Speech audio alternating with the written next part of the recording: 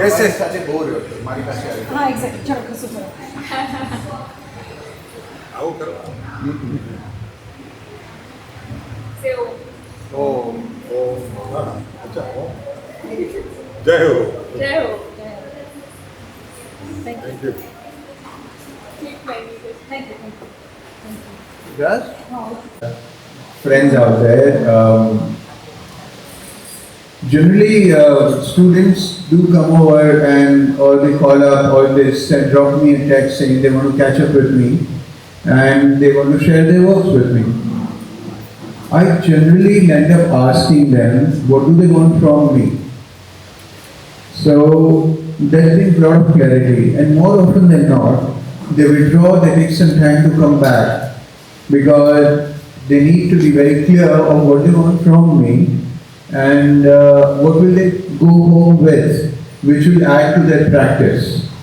So here, all of us are here, and I would like to drop that question to all of you all that why you all are here. You all don't have to share that why you are here with me, but that will crystallize the conversation, and you all will be able to go home taking what you all want. So we have 10 minutes. In 10 minutes, it will be great if you all kind of introspect of why are you here and what do you want to go home with from this entire plethora of art practice and philosophy and this maestro's work here that's around us. So, what do you want to go home with, and how it's going to add to your practice? That's to be or not to be kind of a question. There we go. Yeah. So I'll leave you guys to it, and we still have around 10 to 15 minutes, and take up from there onwards. Okay. When they say go to your studio and commit greatest mistakes, and have we all faced that, or do we feel fear when we paint, performance pressure, and we want it to look good, and we want the painting to or a creative piece or performance or music, we have a referential context where we are fed the information directly or indirectly that what is a good piece of art.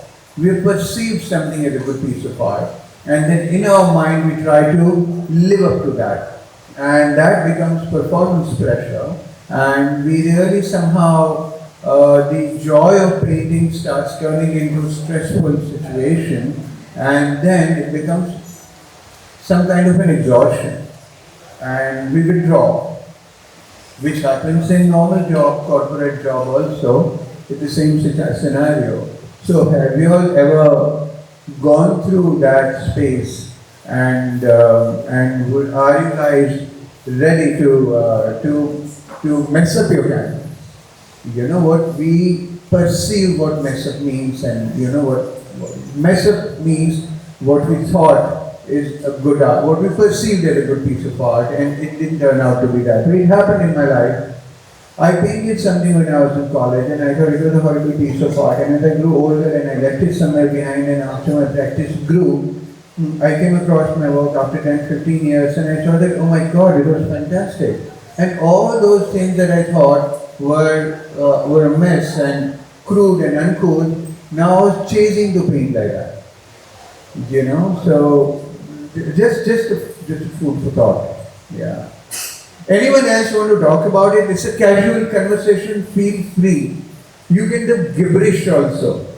It's abstract, so don't worry about it. Yeah. Till we start. Now we've got 2 minutes to go. Or later on, when the talk is over, we all can kind of come closer and have conversation. We all will speak and no one will hear, and that's absolutely okay. Hello everybody. So first I want to say how happy I am to have this wonderful show at Mona Lisa by Vartanji. I first met Kisaley and Vartanji together, and it was so long ago, and they together have curated another show which we did as part of the Pune Biennale. We did this show called Young Expressions, which was students from different art colleges all over the country. So that happened here, and Vartanji and Kisaley had both curated that show, and even though it was a student show, it was just so fantastic because they had the artists had inputs from both of them. So it's a very, very long association that I have with both of these amazing artists, and I'm really, really happy to have Kisaley here today. Thank you so much. Thank you so much. Means a lot. Wow. Could you please share something about the gallery? Just a monologue about Mona Lisa, how it was born, what happened. This gorgeous place. Okay, Yeah. so this space, actually, the gallery is part of a 100-year-old house, which has been in my family for over 100 years. And it's called Mona Lisa Kalagram because my mother's name was Mona, and so therefore my name is Lisa, and so Mona Lisa Kalagram. We started this gallery because both of us were like really interested in art. Neither of us is like we don't have a background in art, but just like a real fondness and admiration for art and artists. And I think we've been really fortunate to have such amazing shows. Some of the artists who displayed here are here today. And we've just been so fortunate to have some amazing, amazing artists that have come here and displayed art. Yes, absolutely. We're waiting for Kisaley to come. Yeah, absolutely. I've been part of it, yeah. Yes, he's actually, I get a lot of support and encouragement, moral support from both of them. So that is really heartening for us. This place is almost like a shrine to an artist, you know, it's almost like a shrine. The way you walk towards the gallery from there and the entire glass, the visual experience demands surrenderance. And there are times I used to come and just sit there. Lisa, I wouldn't even know. I would be half an hour, 1 hour, 1.5 hours, just sitting under a tree in the evening time when the sunlight falls, golden light or runs through the entire place, and just sit there and feel centered and then go back. And there were no coffee shops here. Just sit there and do nothing. And this was my go-to shrine in those days, and it still is. And now with the energy that Zen has contributed to the gallery, it's a festive shrine right now, and we're going to celebrate it to the peak. Yep.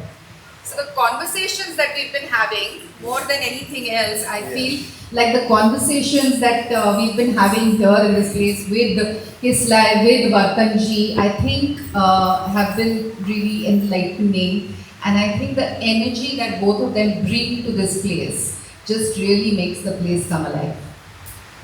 Wow. Likewise, Lisa. Yeah, thank you. You have it.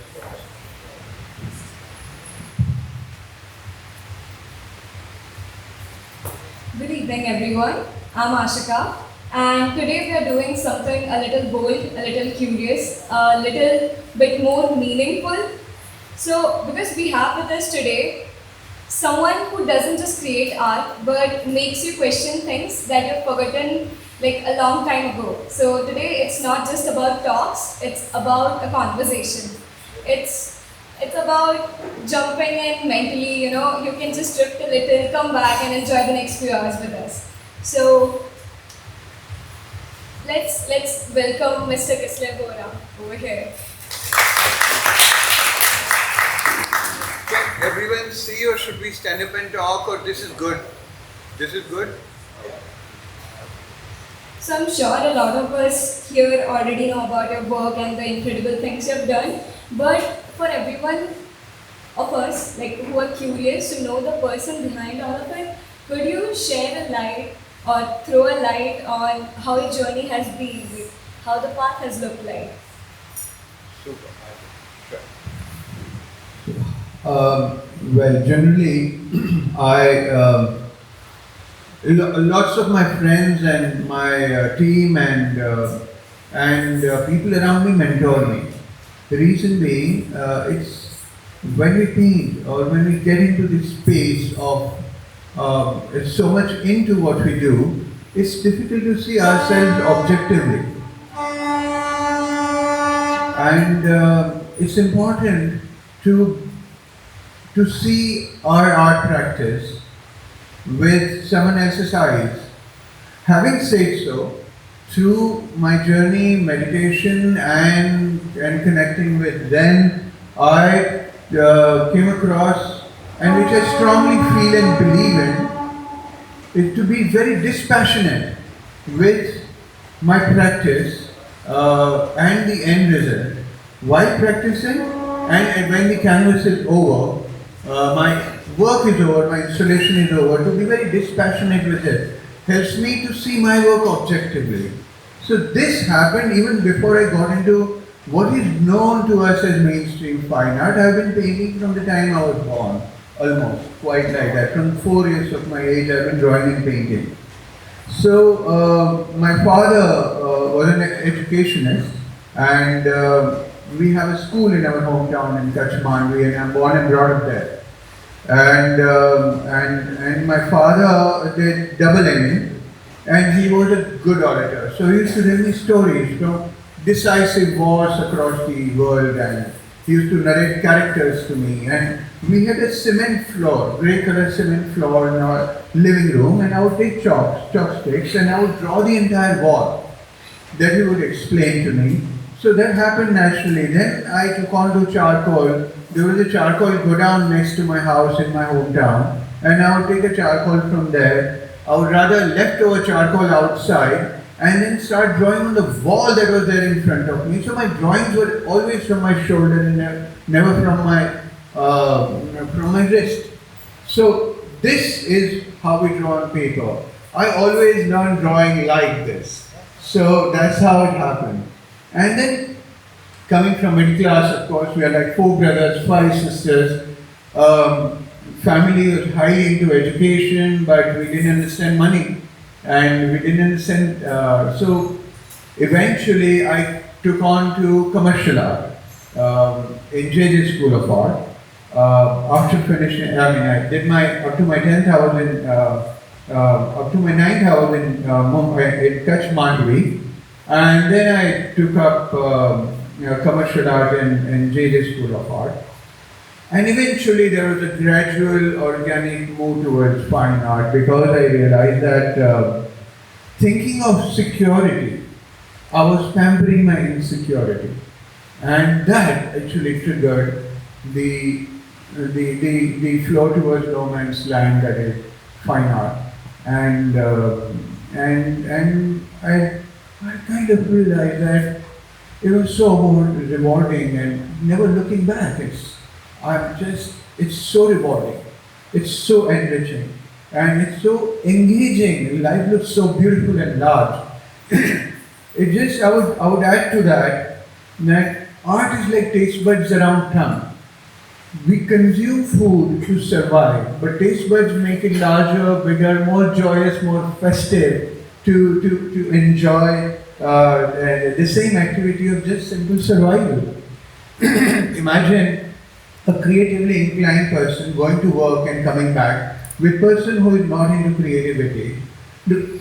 Every smell, sense of visual, if it starts raining, the sound, a creatively inclined person would engage with all that till he or she reaches home or reaches office. But the other one may not be able to engage with that with very conscious mind. So the whole experience is continuously festive to live, and that's what art does. So it's not necessary that one has to paint, but one has to engage with art. Feel and sense the vibration. We all know colors have vibration. We all know each color, red, blue, green, they all have different frequency. And that's how we can see those colors. Feel that frequency, and we start living it out. Yeah, so that's how it started. Now, so obviously I got out of it, and then I had my own company, and I was a director of a company. I started a separate profit center for an advertising agency, and I catered to something called visual merchandising, that is designing shopping environment. When I was doing that, the idea started growing into my head that I'm doing everything with artistic sensibility. So for me, I was good, I was doing all that. But I was in my mind painting. So when I did interior designing, or when I created shops or shopping shop displays, or created an advertisement, or I created a website, I was just using different medium to create a piece of art and communicate what I wanted to communicate. This kind of made me feel extremely comfortable with being experimental with anything and everything that was visual friendly, if I'm choosing right words here. So if I was doing up a space, then empty space has to communicate something, what I want to communicate, and the medium was wood, steel, sofa, material, soft furnishing, and people who work there, they were my brushes. Similarly, if I had to create a film, then it's again an empty space and I had to fill it up with people, light and shades, but I was creating visuals. So I literally saw no difference in advertising and interior designing and painting, and it just became seamlessly the same for me. And these thoughts started growing in my life and in my mind, which helped me to glide seamlessly into the world of art. And today also, I would create a space, or I would create a garden, and I would happily do that, just thinking it's no different than creating painting. So the divisions are external frame of reference, these are divided spaces, and we internalize these external frame of references so much in our mind that we almost think that it's our understanding, our definition that we have arrived to. Same with beauty. A beautiful canvas, a beautiful painting, a sculpture, or beauty as human body is also subliminally. We absorb from what is told to us, because there are larger structures who are creating definition of beauty, and we breathe in that, and we eventually start feeling that it's our own definition of beauty. Look at fashion. Look at the body contours and shapes in classical paintings, and look at now in fashion, in films. It's all changing, and all of a sudden we think we find that beautiful. So we just absorb it so much. So it's extremely important for an artist to experiment, to withdraw, use the same creativity in different areas, in different spaces, and come back to your own understanding of aesthetics. Pick up elements they don't look good, they are not known to look pretty, but then revisit it, and all of a sudden you say, oh my God, this is fantastic. Like one can see the installation next to Zen, and look at those elements, which is hanging right now with wood. And if it was not here, it is his aesthetics and understanding and his path-breaking or disruptive understanding of what is beauty has brought it here, and looks phenomenally magnificent. That's how it is. So this is what happens with voice, with sound, with music, and anything and everything in our lives. So being open to that idea started seeping into my system before I really got into what we know as mainstream fine art. Going back to my childhood and the entire energy of getting into commercial art, I kept painting. I created installations which are 10,000 square feet, and created stainless steel tallest sculpture in Mumbai, and largest hospitality spaces that I designed. And I did murals after murals, and started public art in Mumbai, and so on. So that's around, I don't know, 20 years back, and painted on buses, painted on people, anything that anyone offered me, I said, let's go and do that. organically, eventually galleries happen to me. Absolutely organically. Someone asked, would you exhibit? I said, okay. I had no idea that the hierarchy and I have to select gallery and what is mine and what not. And I still don't come from that space at all. I'm known to be a maverick in my art practice. I'm known to be footloose and fancy-free in that space. And I don't know where it's going to go, but as Zen practices no money in his life and in his art, I kind of am in that space and not looking at the eventuality of my practice and what I'm going to gain out of it. And that's keeping me extremely happy and childlike. Yeah. So if this kind of, anyway, I'm closer to the answer. Yeah. So that's been my journey so far. I'm out of words right now. Like I'm totally out of words. The experience, the kind of experiences you have had, the instinct, the curiosity, that pure passion. It's amazing. It's wild to think how a visual can say a lot more than what paragraphs can't. So it's amazing to know your journey so far. But what I'm thinking is like humans have been expressing through art since like cave painting and even earlier than that. How do you think art makes up as a universal language that cuts through time, generations, and even cultures?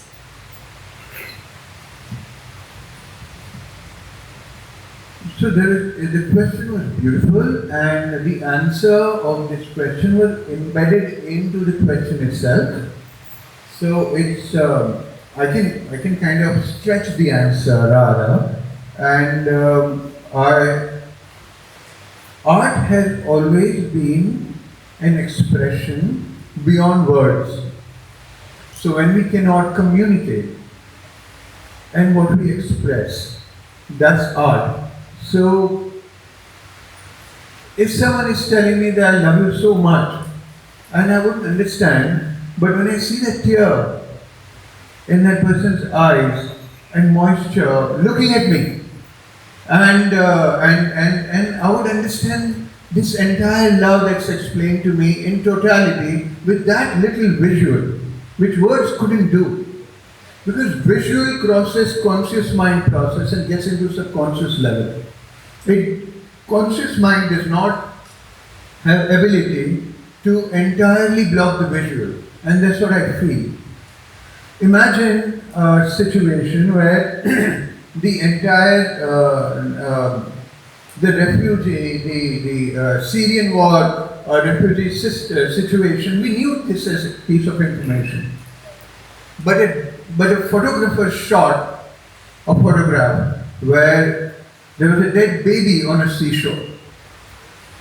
It changed everything for the whole world. The visual did that. A flag, what it does. A sound, what it creates. This is what art does. So when there was no language, the expression was a visual expression. It got somewhere in the whole world because everyone needs to survive. It got into a space where we started seeing how to convert this into numbers, how to convert this into a survival trait. So then arts took a larger form of pleasing, to be validated by the audience. Before that, it wasn't like that. It's happening. Actually ये बहुत अच्छी बात आपने बताई। Generally बोलते हैं ना कि आर्ट कैसे तो उत्पन्न हुई अपनी सृष्टि पर। तो मैं हमेशा सोचता रहता हूँ कि जो एंशिएंट पाषाण युग था उस टाइम पर लोग जंगल में रहते थे, पहाड़ों में रहते थे, तो कुछ लोग कहीं से कुछ देख के आए, तो उस समय उसके पास अल्फ़ाबेट या कुछ ABCD नहीं थी, मतलब लैंग्वेज कन्वर्जन नहीं था, तो पाषाण मतलब पत्थरों से कुछ आकार ड्रॉ करते थे पहाड़ों में। और ऐसे बताते थे अपने फैमिली फ्रेंड्स को कि ऐसी चीज़ मैंने कहीं देखी। तो जो एक्सप्रेशन है, जैसे शब्द भी कभी नहीं थे, तो लोग जैसे हम जितने भी अल्फ़ाबेट यूज़ करते हैं उससे हम कन्वर्जन कर सकते हैं, दूसरे को जान सकते हैं। तो वो टाइम आर्ट फॉर्म से लोग बताते थे कि आर्ट में इस टाइप की वो चीज़ एक्सप्रेस करते थे। तो बहुत अच्छी बात है कि फिर धीरे अभी आज की डेट में भी आप देखो कि आर्ट बहुत बड़ा मैसेज दे देता है। अभी रिसेंटली मैंने कहीं पर सुना है कि एक पेंटिंग ने पूरा क्रांति कर दिया, कहीं तो अभी पता नहीं एग्जैक्टली, बट पेंटिंग्स आर्ट को एक रेवोल्यूशन है, इनर रेवोल्यूशन बोल सकते हैं इसको, कि आप एक अलग लेयर्स में चले जाते हैं। क्योंकि जनरली एक चीज़ मैं वही फील करता हूँ कि जैसे हम देखते हैं एग्जैक्टली हम कौन है जो देखते हैं, तो हमारा नॉलेज और हमारा जो भी हमने दुनियादारी से सीखा है उससे हम चीज़ों को देखते हैं। तो मुझे लगता है कि जब तक हम शून्य नहीं होते हैं या जब तक हम वो नथिंगनेस की यात्रा में नहीं जाएंगे, जो नॉलेज से बियॉन्ड है, knowledge is very important, but उससे बियॉन्ड भी एक चीज़ है, उससे आप अपने आप को विजुलाइज करो कोई भी चीज़ को, तो नज़रिया ही बदल जाएगा, something like. So, anyone who is speaking, everyone must have traveled a lot. So, feeling tired or want to grab a cup of coffee, feel free to. We'll take a break for 2 minutes or 5 minutes, grab a cup of coffee and come back. Or even when the conversation is on, just walk out and come back because you'll get to hear outside. It's a casual talk. So please don't get bogged down with the idea that look, I need to kind of get out and I can't do that right now. So please feel free. Yeah? Please do. Yeah. And anyone wants to kind of raise finger and extend or want more explanation from us on any subject or anything that we are talking about, please feel free to contribute. It's more interactive and it's not a monologue. Yeah. And just to extend to the idea of how art eventually got into the mode of validation. So largely we all live with significance and validation. These two things we survive on. It's like oxygen of our life. Validation is, we need social validation from family, friends to be connected. Significance is whatever education has taught us to be important, to be famous, to be better than others. Somewhere it starts getting toxic. Because when we have to be better than others, that means where we are is not a good space to be. And so we live that. That contributes to the economical, socio-economical structure of the society, but it may not do good to us personally. And meditation and the spiritual journey and going beyond in Shunya, as Zen said, is extremely potent and powerful space, especially who is seeker in art world. So he's very well. It's a very potent contribution from Zen right now in our conversation. And when we go beyond in Shunya, that's the space where we can see the entire activity in totality and objectively and realize that how much we don't need out of this.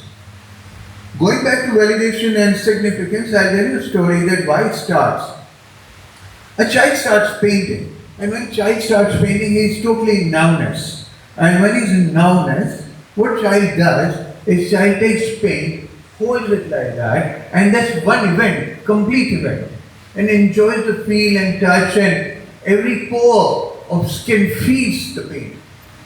And that's it. And then he sees a white empty space somewhere or a wall, and he'll go and put his hand there. And when he puts his hand there, there's another complete event of experience for a child. And then he lifts his hand there and he sees something on that space. He likes that, and visual experience and interaction with that space becomes third complete event. And when that happens, child wants to do that more. And when that happens, child continues doing that, and parents then absolutely innocently, out of beautiful memories, starts collecting those papers and becomes a big pile of papers. And then one day, maestro like, then our artist would go to their house and say that, see, बेटा uncle बहुत बड़े painter हैं, चलो अपना काम दिखाओ, हमारा बच्चा और हमारी बेटी भी पेंटिंग करती है. And child doesn't even know what it means. And child will get a pile of those papers and come and show it to an artist. Reluctantly, doesn't even know what's happening.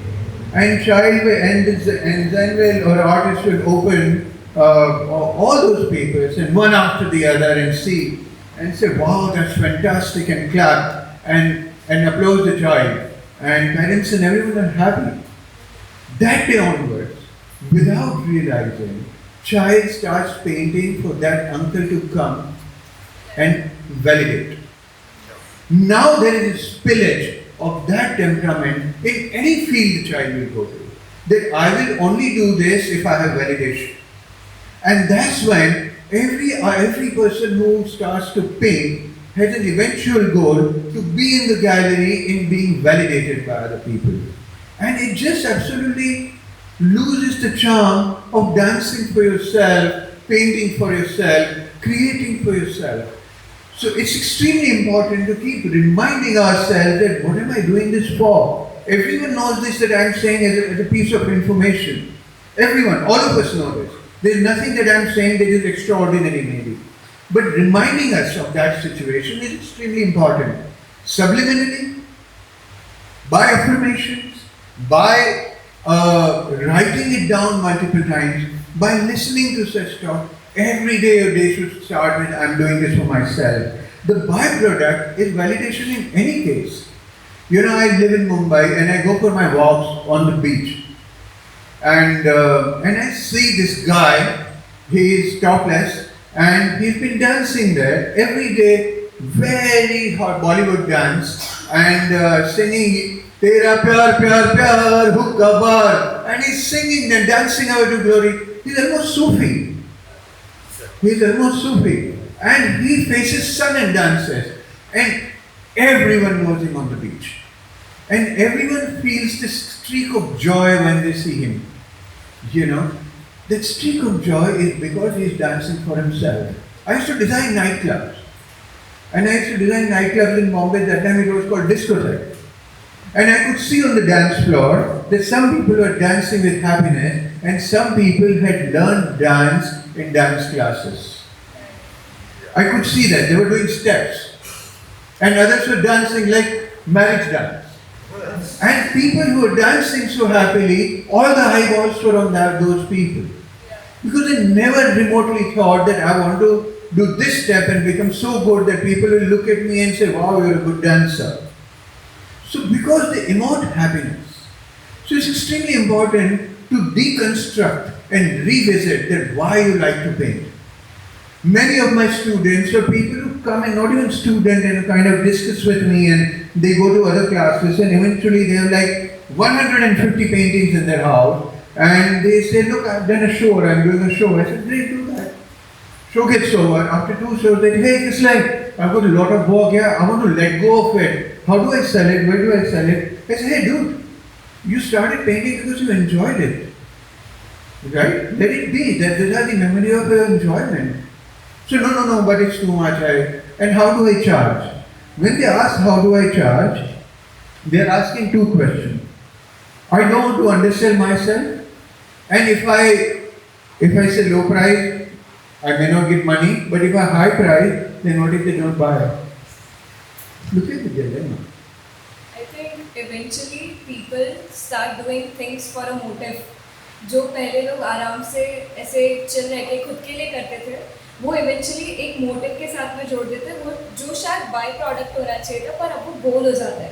So I really want to ask people over here किसने किसने ऐसे childhood में painting की या drawing की? Can I have a raise of hands? Oh great. I would like to add that whatever I mentioned right now, it is not done intentionally by people. It's the environment that we live in, and as I said, we internalize it so much that we think it's our own need. So going back to why we started, going back to that childhood, going back to that nowness, Nowness is no mind is how Zen thinks.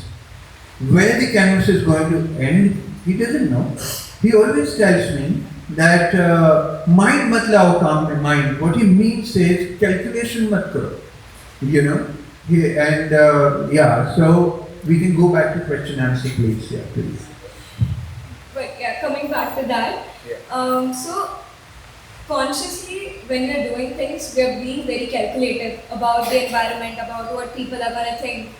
कि मैंने ये ऐसे बनाया तो अगर उन्होंने ऐसे comment pass किया तो what if it's not right, what if it's not good, what if it's not to that level, right? So I really want to know कि subconscious mind तब जाके आप art create करते हैं या फिर art आपको subconscious mind तक लेके जाता है? I really want to know how this thing goes. Super. But earlier there was everyone raised hand and they probably wanted to share something. Should we leave it for later or how? Yeah, we can surely continue Anyone? with that. Yeah. So this question rather be answered by all of you all, and go for it. And let's nudge the answer from our perspective. Yeah, please. You may come here the speaker. Okay, we have one. Please do. Yeah.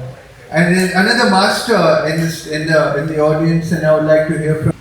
Hello, good evening everyone. This is Nitesh, and I won't take much time. But in a nutshell, I just want to answer that particular question. Essentially, there is no straight answer to this particular question.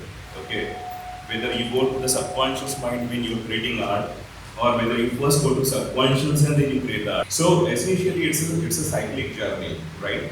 Sometimes you feel an experience, okay, you remember an experience, you hear some music, there is a neuronal, stimulus there, and then you get a trigger, right? There's a call of the mind that you want to basically put, your hand to the paper, and then you do it, okay?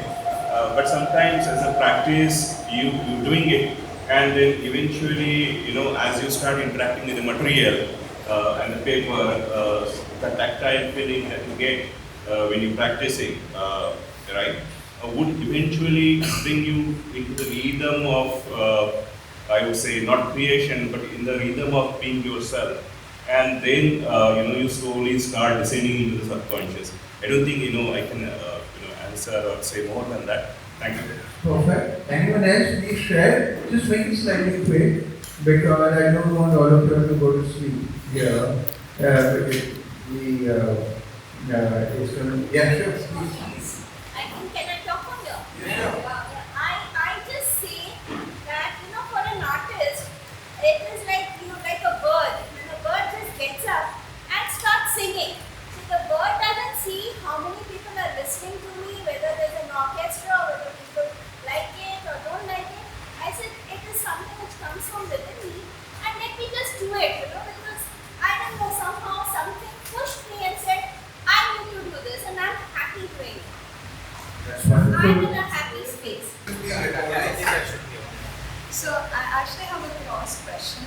It's not like the answer. I have a cross question. Like you were talking about emotional validation like a few minutes ago. So I had a question like all the great painters, all the great writers, all the great artists, they all died thinking that they were failures. Most of them didn't even publish their works. If you talk about Franz Kafka, and for Da Vinci, before he died, he said he offered his work to mankind, but though it was not to the perfection, he felt like a failure. Same with like all the other painters. So do you think that emotional validation was the reason why they chose to not continue and publish their art after they died? That's when their art started being published. Yeah. Sure. Amaya, are you a painter? I do sketch. I'm not a You painter. sketch, I okay. So you enjoy art. So you're a painter. Sketching is the most purest form of art because it does not mislead you and try to impress people. It's line and the paper. So it's wonderful that you do so. And when an artist paints, what they go through in their head and why they did what they did, if I had to even comment 1% on it, it would be very judgmental of me, you know, because psychology, where they came from, their background, their parenting, their understanding of culture, their understanding of what art is, their emotional traumas, their childhood traumas, their perception of the world outside. It's a huge gamut which would lead them to do so. So if I were to pinpoint, it would be very judgmental of me to do so. So I would leave that, but I would definitely say that different schools came across in my life also. That I grew in an environment where all रियाज करो. जब तक अंदर का कोई तो नहीं बोले कि यार बहुत अच्छा हो गया ना, तब तक दिखाओ ही नहीं. करते रहो और practice करते रहो. I have been around classical musicians. They practice for 12 hours a day, 8 hours a day, and they still feel they are not ready. Then I came to a generation where they wanted to put themselves out there. Immediately they learned something and start expression. I don't know whether they wanted to do it for validation or they thought, I still don't know the factor, I can't put my finger on or I can't give a judgment on the fact that what this generation, what I'm talking about was right, or the generation which kind of thought that I need to be absolutely prepared. But I must add a comment by Bruce Lee.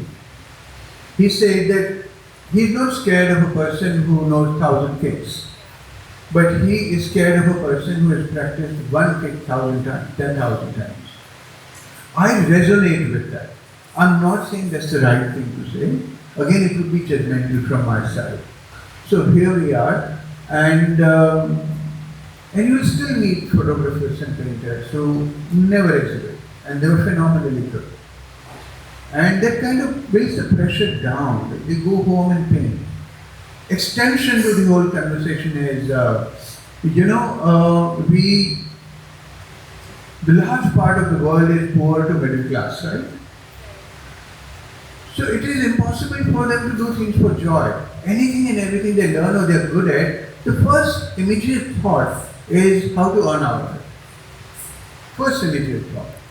So people who are well off and who are blessed with lineage of economical safety, they too are impacted by this thought. So they also think somewhere and internalize it again that if I'm not making money out of it, why should I do this? So if someone is dancing happily, we say, hey dude, you know what, you saw India's Got Talent. Okay, that guy makes so much money, you should try that. Or someone plays cricket. Oh, you know how much so-and-so cricketer makes so much money, you should try that. You're damn good at it. Someone is painting and say, Hussein makes so much money in auction. You should get into that. It all keeps getting converted into that space. I would say that if we have source or resource of money from anything and everything we do, we should paint for joy and not entirely as career. Automatically, by the way, it happens as career, organically, so be it. But that shouldn't become the obstacle in your joy, in your development, in your internal journey. Like as an example, I'll revisit that I said the guy who sang on the floor, on the beach. Some people might just tell him, hey, could you come and dance for us? It's my so-and-so's birthday. And he would say yes, and it turns into career.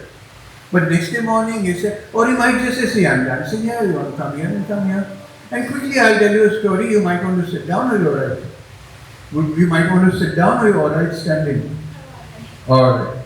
So Tansen and everyone, I don't know how many of us know this story of, I don't know whether it's a metaphorical story or a real story, but it's very potent. King Akbar asked Tansen, you sing so well, where did you learn? Who gave you talim? And he must be so good. So obviously, hi Vora. Hey Baba, how are you doing? Both of you. Yeah. So Tansen said, my guru's name is Pandit Surdas. So he said, please call him here. We'll stand and we'll welcome him. We'll give him a royal welcome. He says, हाँ ना वो यहाँ नहीं आएंगे. बोला क्यों नहीं, वो नहीं आएंगे, वो ऐसे नहीं है. तो Akbar being Akbar, at least in the story, Akbar, how we know, he said, तो कोई बात नहीं, हम उनके पास जाएंगे. So he said, चलो. And they both went to where Surdas was. It was an evening time, Aarti time, and Surdas ji was in Krishna Mandir. And it was by the river, evening, jungle, border town, and Surdas started singing.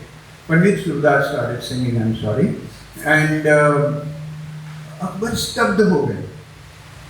He froze. After the aarti got over, he had goosebumps. And he said that this is beyond music. As Zen said, it's shunya, it's beyond performance art. It just demanded absolute centering and surrenderance from I just lost my real self to this music. I melted. What happened here? Tansen, how come you can't sing like that?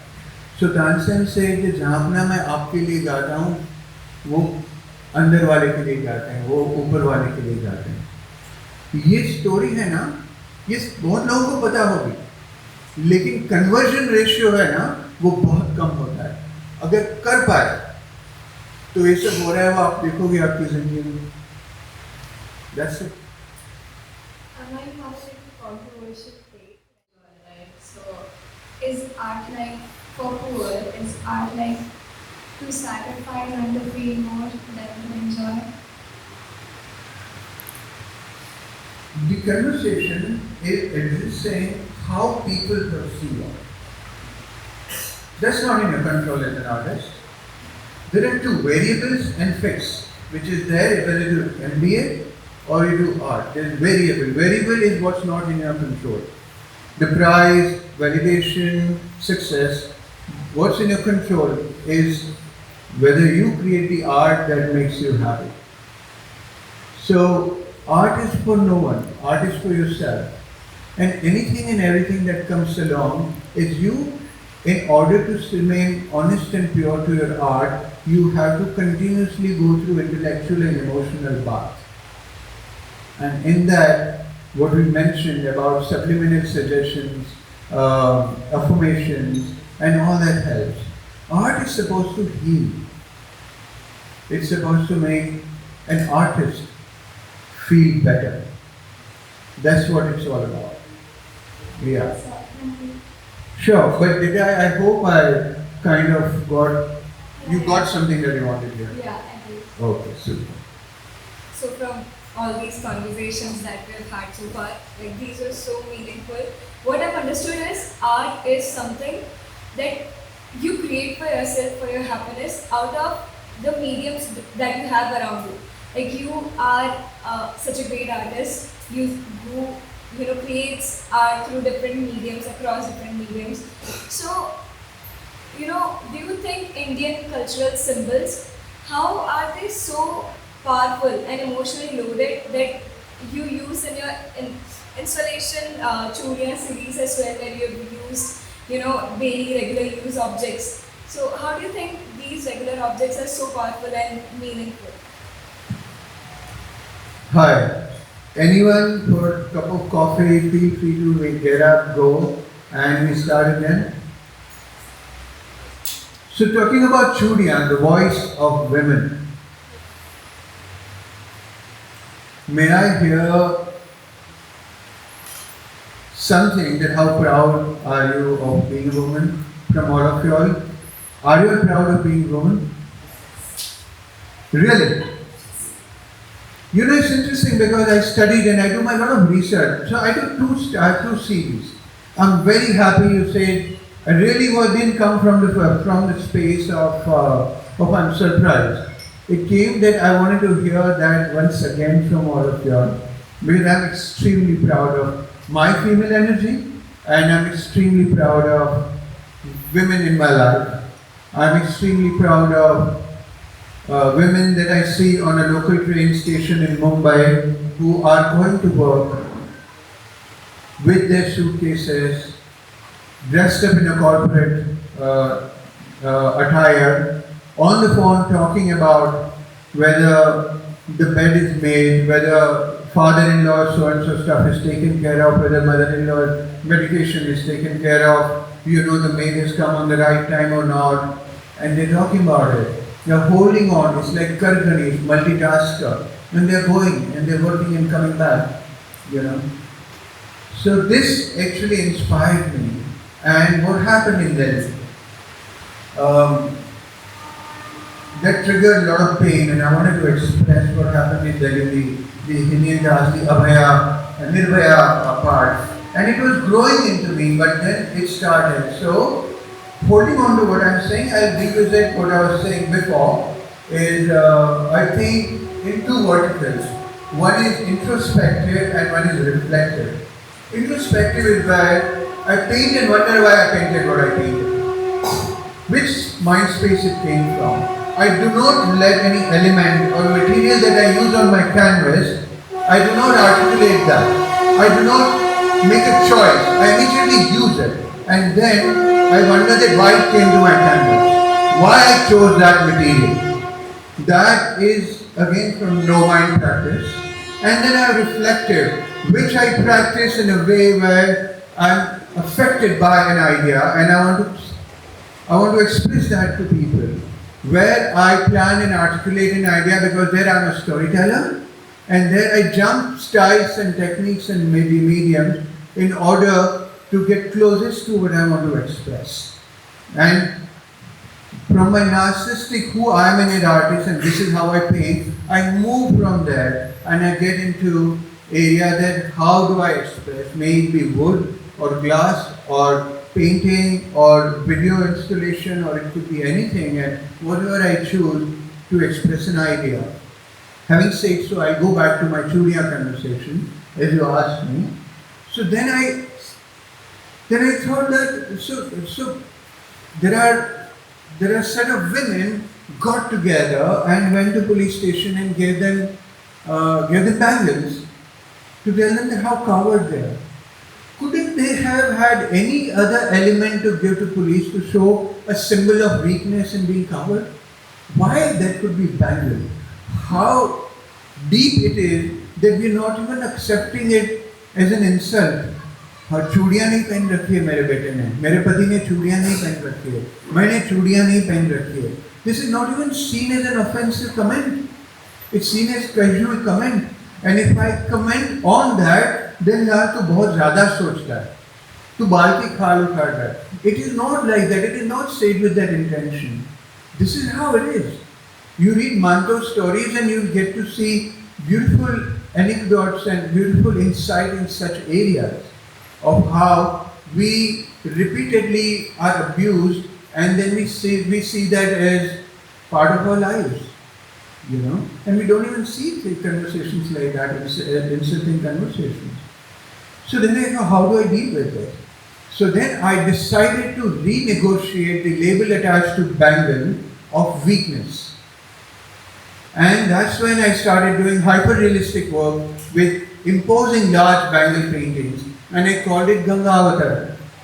Because it's a combination of the guy or a woman who owns that painting and has pride in holding it on their wall, that bangles, and I see pride in it, like Lord Shiva saw pride in having a lady sit on his head. And that's what made him a strongest god. He respected his female energy, and that's how that visual happened. So my entire series with bangle, I keep renegotiating that space. I have done an installation which is of a turban. A turban is a male symbol of pride in India. And I realized that most of the symbol of prides are male. If a lady would walk down here with a suit, okay, it look attractive. What if I walk down here with a sari? I'll be called names. What happens here? Why did we internalize this so much? That this is weak, this is funny, and that's cool. Why when women mimic men, it's seen as pride? What happens here? This is my query. This is my investigation. This is not my comment on this is right or wrong. So the entire series is about investigative series. And then I kept working with socio-economical structure and women contribution into that, and I kept digging into it, and it's an endless journey. And I expressed that through my work, and I drop a question. So anyway, I did an installation where I did a huge turban and incorporated bangles in it, and I called it Pride. So this is what I'm trying to investigate in my and document in my practice of Chudian, this series. Yeah, that's the answer. The way you have captured the whole essence of these socio-economic norms and stereotypes, it's mind-blowing. I think a lot of people over here must have opinions on that. Would you like to share that with us? Anybody? Yes. Because we have women over here in majority, right? So anybody over here? Please, if your comments may become part of my artwork. So please, I'm going to value that a lot. Any passing thought, any catharsis, any monologue, anything that you feel, any experience with Bangal, any experiences that you all have that can resonate with what I'm saying, any experience that offended you all, anything like that. Please share stories. Please do. But it's quick one because then I don't want all of you to, I want actually all of you to share something about the other. Even men are most welcome to contribute.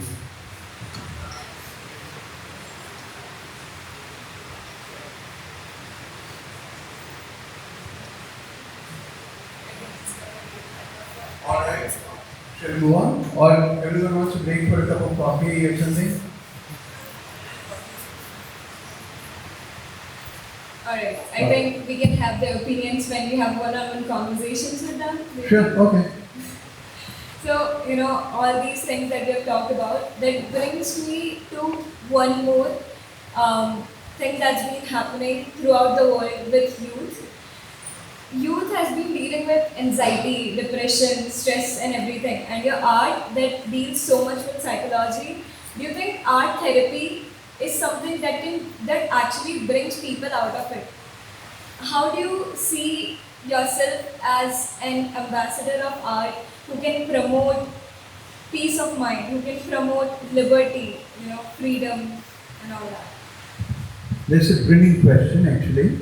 And yes, I'm generally introduced as ये बड़े famous artist हैं, and I don't appreciate that. But someone say बड़े sensitive artist है, बड़े अच्छे artist है, I would appreciate that. Because being famous is not in my hand. If another artist who would take over once I finish painting, who knows the market space and how to place me, it's in their hands. I can simply complete my work. This is where I am. So when I know that, it's a healing process, that's my area. It becomes a healing process. I mean, I don't think anyone here who hasn't experienced the power of healing through art. The stress walks in when we want validation through art. So when someone paints, it engages all the sensory. It engages hand, visual, thoughts and breath, which is like prarthana.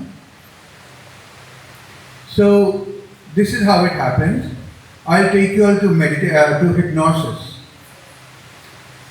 We get 60 thoughts in our conscious mind per minute, so to say, as research.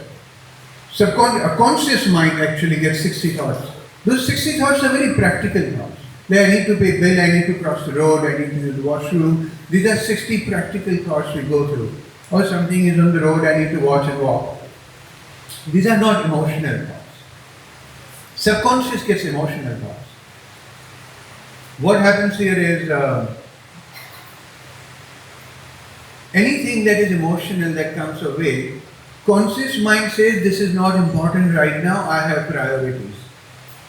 So when people are anxious, their conscious mind have a lot of anxious thought processes. They are anxious about bills, they are anxious about living in this world, interactions, guests are coming home, and there are a lot of issues like that we all go through.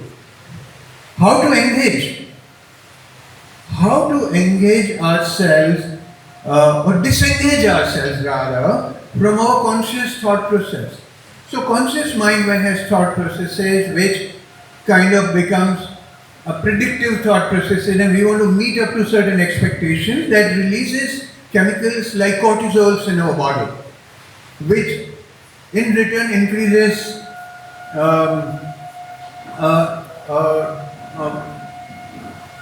what is the anxiety hormone that drops on the heart? I forgot the name. Anyway, cortisol, which actually makes us anxious. Now when we do prarthana or when we paint, those 60 thoughts really don't get enough time to get into our brain, because we are engaging entirely with the practice of art. Our hand is painting, our eyes watching that painting, we're smelling that paint, we are holding into that, and something new is coming up continuously. So our conscious mind is trying to observe that newness. That state of mind stops cortisol in our body. So we start relaxing.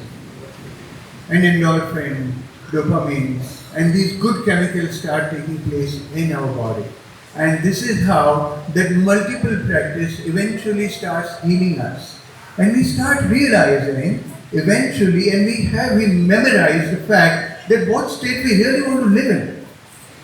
And when we paint a lot, when we create a lot, it becomes almost like an affirmation, because we every day go through that joy that this is the state I want to live in.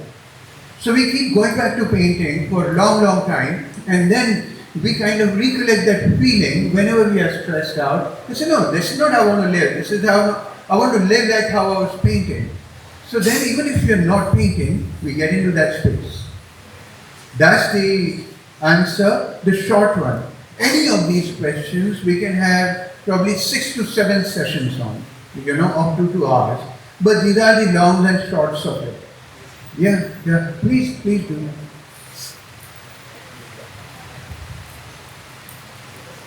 Like you said that whenever we about the cortisol and relaxing painting.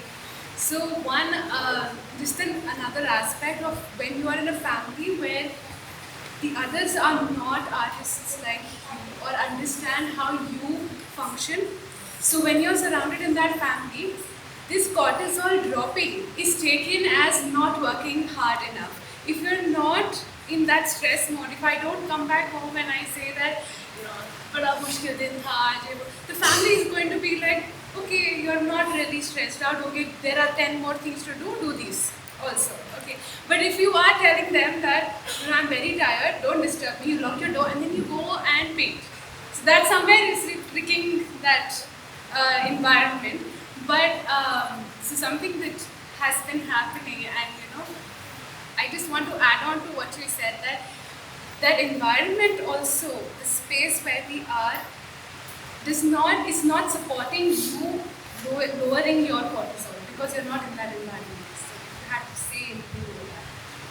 So is that It's just an addition to this is happening. super. And add on to that, so what art does, and if it is well mentored from that space, what it does is what it does is art itself makes you realize that how to create an energy shield around you from what's been happening. But you have to be very persistent with your practice, passionate, and the fear and of whether I'll be validated through my art or not should be kept at the bay for you to resonate with your practice and be like that guy on the beach. Not that at his house he must be validated and appreciated for what he does. He may be or may not be, but not for sure. We don't know. So when we get into that space, yes, all of us and many of us would go through that, in bits and pieces. Anything else for anyone? Hi.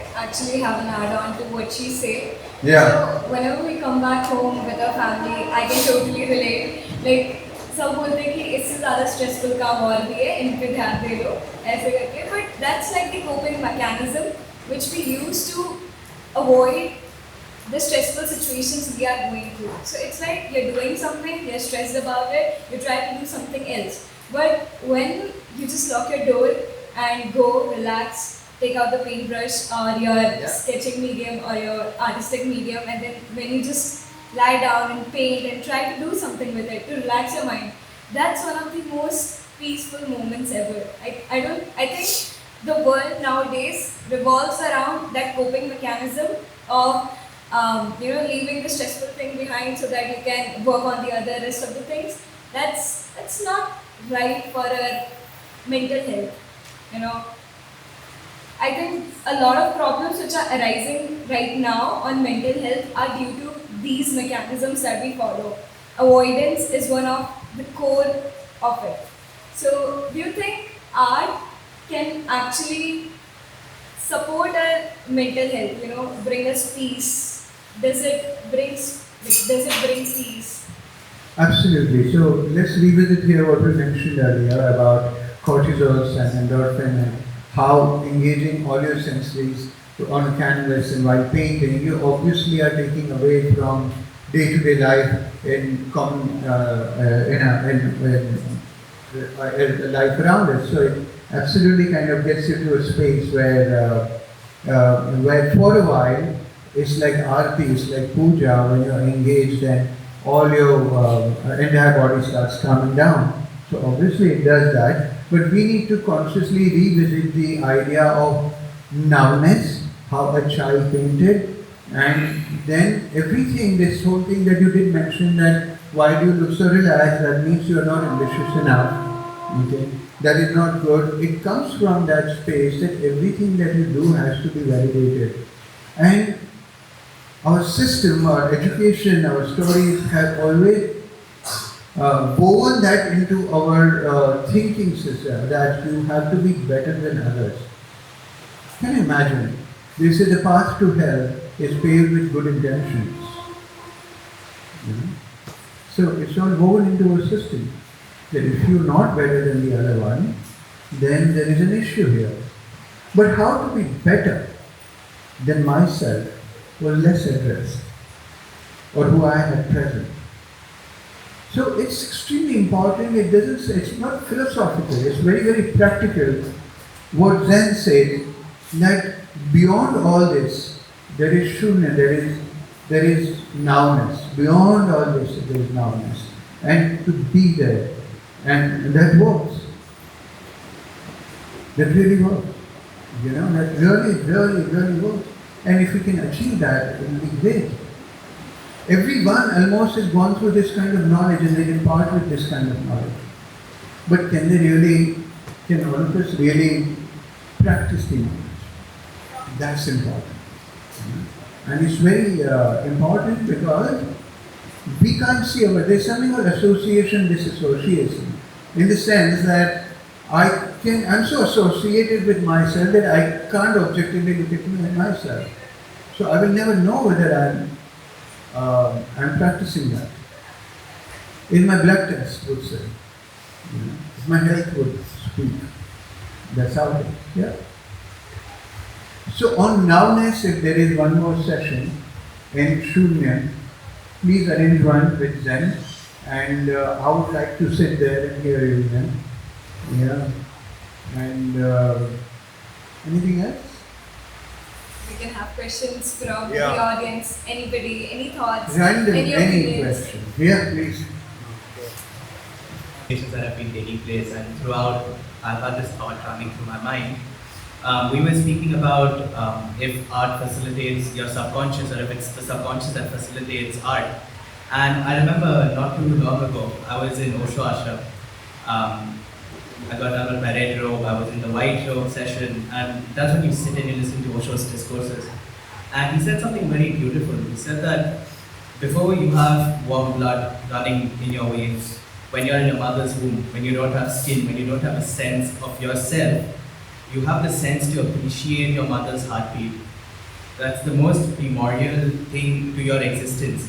Without that reverberation, without that echo of your mother's heartbeat, you would not exist because it plays a major role in the way an embryo develops.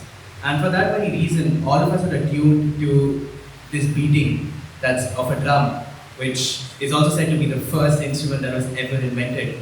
And to this day, most of the music that we listen to is attuned to 120 to 124 BPM. That's the rate at which your heart beats when you're excited. So I think when we talk about the subconscious and art, I think it's very non-dualistic. It's not different because existence is expression and expression is existence, and without either of them, I don't think the other exists. What would your thoughts be on that? No, I would say that it's beautifully philosophically said. For everyone to understand, it needs to be deconstructed into mathematical language, like a theorem. So one can process it.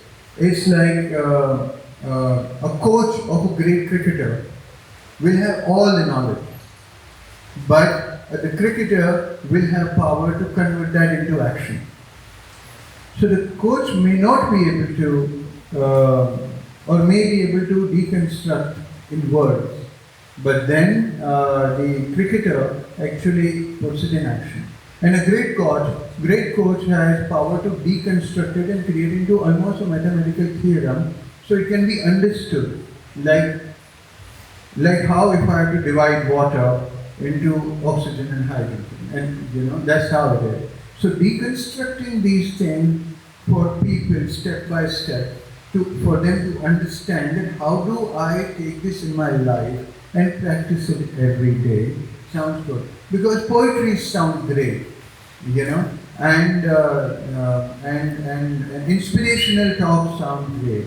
And people walk out, how much will they be able to convert that into their day-to-day life? That's important. That's why there are lots of psychologists and counselors. They're very bad personal lives. They are divorced, they have fear of darkness. Freud had fear of darkness, and most of them are divorced. Most of the comedians had sad lives. They had very bad relationships with their families. They didn't want to be around him or them. What happens here?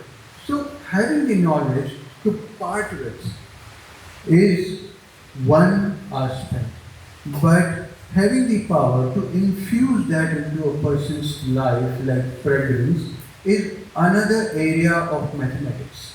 I'm consciously using and responsibly using word mathematics because this needs to be converted into some kind of a language which slowly and steadily can be understood. Otherwise, I have noticed that lots and lots of people do a lot of psychological small programs, big programs, and they turn into counselors, they turn into coaches. But when I sit with them, they have issues. So then what happened here? What happened? What's going wrong then? And how do we rectify that? So that's what I would like to add in a form of a query.